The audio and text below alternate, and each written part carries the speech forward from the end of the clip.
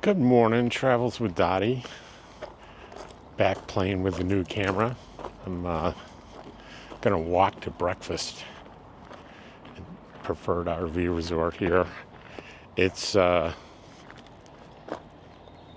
need to adjust my watch here. It's the 23rd of April 2024, and in the past couple of videos I've been talking about my friends David and Regina coming to visit, and I got some bad news. They had to delay their arrival here multiple times because of mechanical problems with their Class A, and sadly it just got worse and worse. And they called yesterday and they said, they keep finding new things, and we think they're going to be done tomorrow, and we love you, but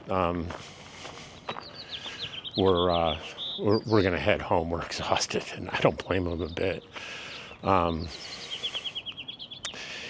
have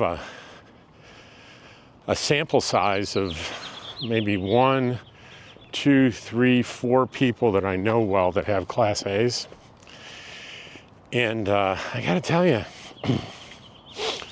they spend a lot of money on maintenance. All of them do. And I just don't have the kinds of problems that they do with my setup, with pulling a little trailer.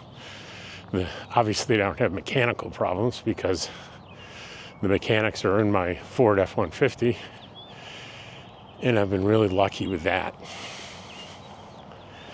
And I have had just minuscule problems on the trailer. I bought it new.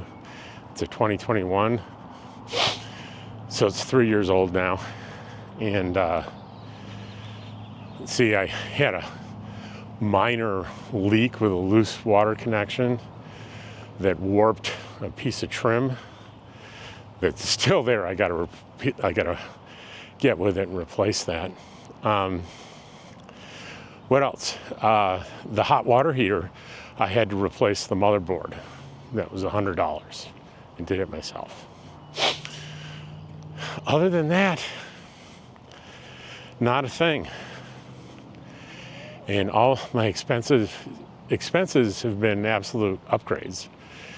So, I think I've mentioned in the past, next year when I turn 65 and get a little bit more income through pensions, I was thinking, gee, wouldn't it be nice to upgrade to a Class A? And what I like about that is the luxurious amount of room. But boy, when I see what the problems my friends are having and the money that they're having to spend, it just makes me think, Rob, if you want more room, get a longer trailer. Think about maybe a used fifth wheel. But I tell you, I think I really want to stay away from motor homes and stick to trailers. So, I don't know. We'll see. But let me turn the camera around real quick here. Here we are. It's about 7:30 in the morning. And we are arriving at the clubhouse.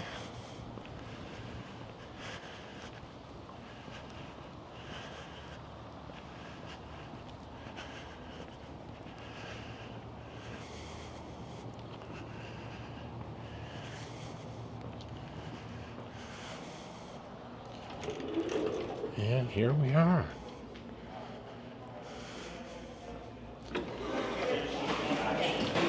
Ooh, crowded.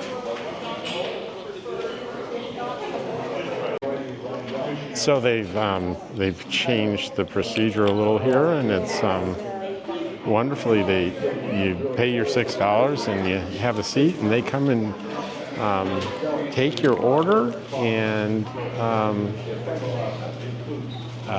bring you coffee. It's pretty wonderful. very nice people that volunteer. I think most of them are, I think all of them are volunteers.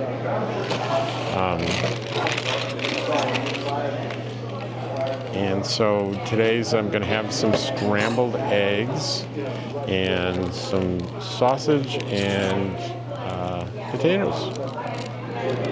And when that arrives, I'll absolutely show you what it looks like. Well, anyway, outside I was talking about, it was sad that I'm not going to see Dave and Regina, but I certainly understand the frustration of, buying a rig and taking a long trip like this. They were ultimately headed to California, and having this enormous expenses. It started off with, hey, maybe we need brakes in the back, and then, oh, you need a new water pump, you need a new thermostat, and then as they would dig in more, they would find more and more things, and that's just unfortunate. And like I said, I have other friends that have had issues with.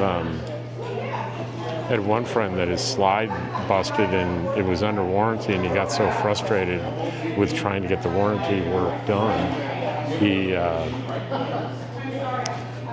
ended up just buying the parts and doing the work himself, which, great for him. I don't think I'd have the expertise to do that. Well, I know I wouldn't.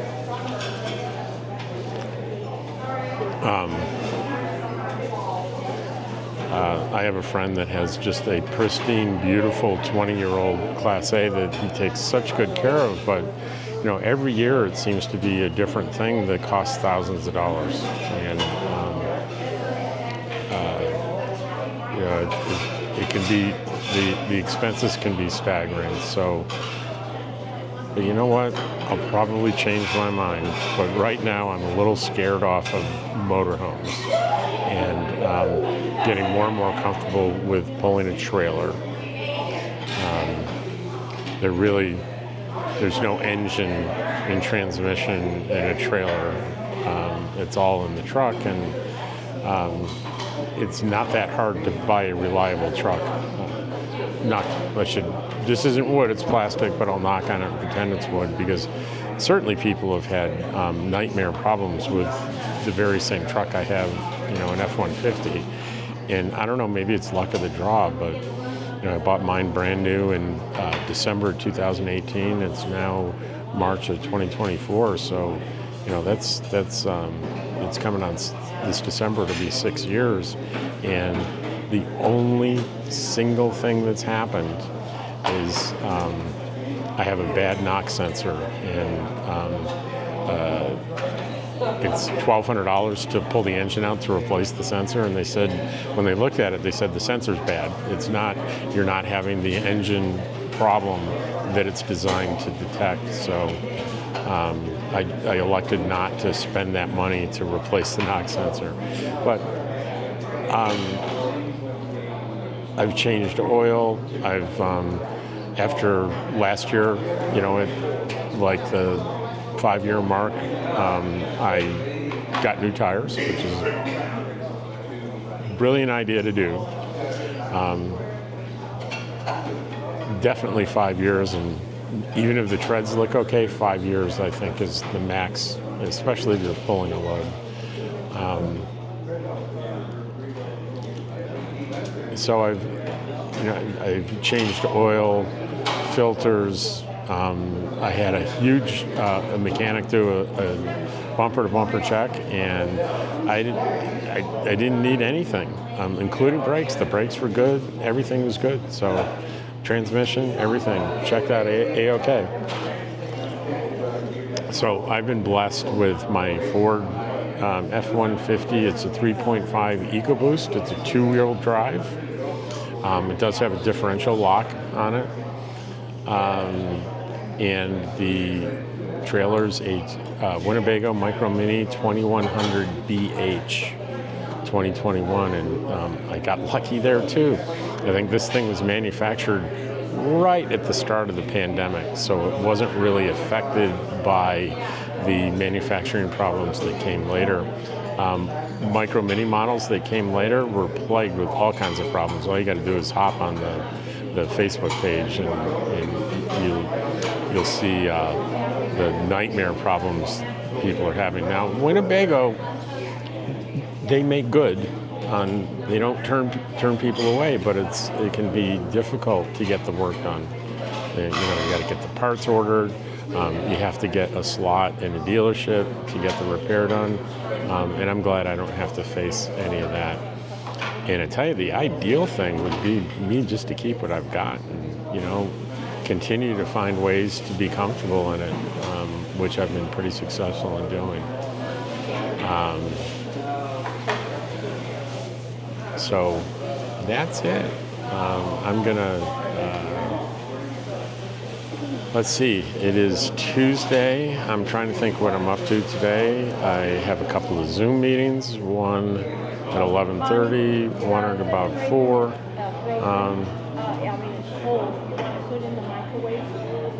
I'm not sure exactly everything I'm going to do today.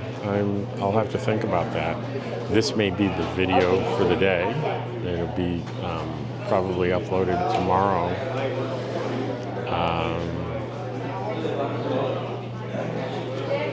I'm a little bit of a loss because I was kind of planning on Dave and Regina being here starting tomorrow, but I'm going to have to readjust my thinking, readjust my plans, and find something else to do.